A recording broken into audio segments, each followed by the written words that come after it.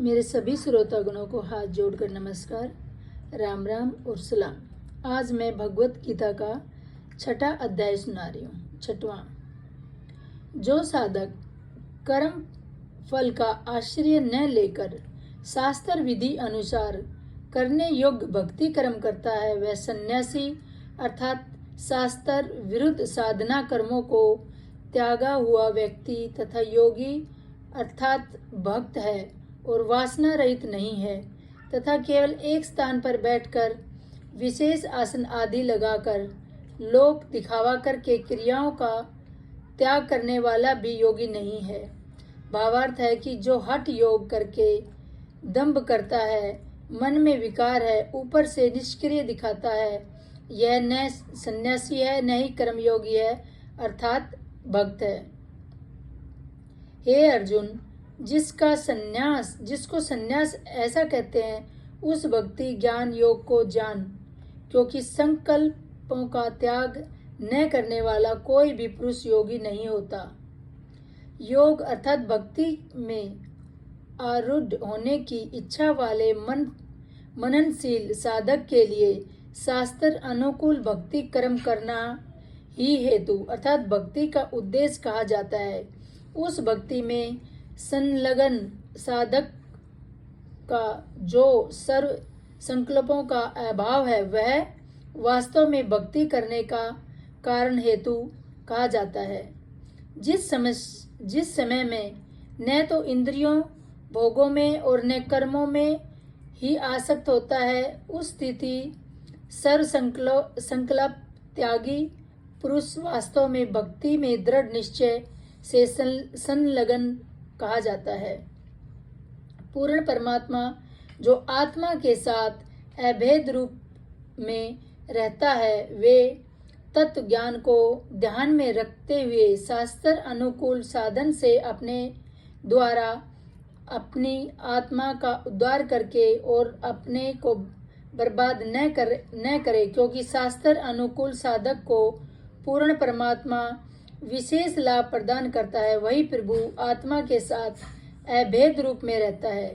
इसलिए यह आत्म रूप परमात्मा वास्तव में आत्मा का मित्र है और शास्त्र विधि का त्याग कर मनमाना आचरण करने से जीव आत्मा वास्तव में स्वयं का शत्रु है। और जो आत्मा शास्त्र अनुसार साधना करता है, उसका पूर्ण परमात्मा ही साथी है। जिस कारण से वास्तव में शास्त्र अनुकूल साधक की आत्मा के साथ पूर्ण परमात्मा की शक्ति विशेष कार्य करती है। जैसे बिजली का कनेक्शन लेने पर मानव शक्ति से न होने वाले कार्य भी आसानी से हो जाता है, ऐसे पूर्ण परमात्मा से जीव आत्मा की विजय होती है, अर्थात स्वयं कार्य सिद्ध तथा सर्व सुख प्राप्त होता है तथा परम गति की अर्थात पूर्ण मोक्ष प्राप्त करता है तथा मन इंद्रियों पर भी वही विजय प्राप्त करता है।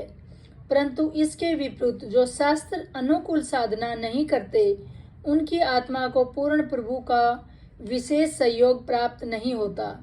वह केवल कर्म संस्कार ही प्राप्त करता रहता है। इसीलिए पूर्ण प्रभु के संयोग रहित जीव आत्मा स्वयं दुश्मन जैसा व्यवहार करता है। वास्तव में वह साधक अपना ही शत्रु तुल्य है, अर्थात शास्त्र विधि को त्याग कर मनमाना आचरण अर्थात मनमुखी पूजाएं करने वाले को न तो सुख प्राप्त होता है, न ही कार्य सिद्ध होता है, न परम गति ही प्राप्त होती है।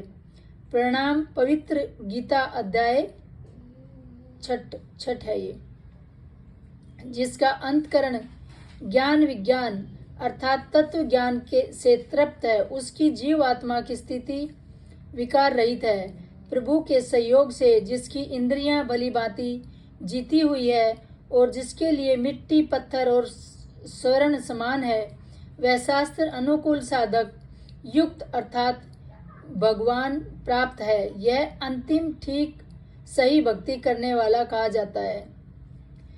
सुहृद मित्र बैरी उदासीन मध्यस्थ द्वेष और बंधुगणों में धर्म आत्माओं और पापियों में भी समान भाव रखने वाला अत्यंत श्रेष्ठ है।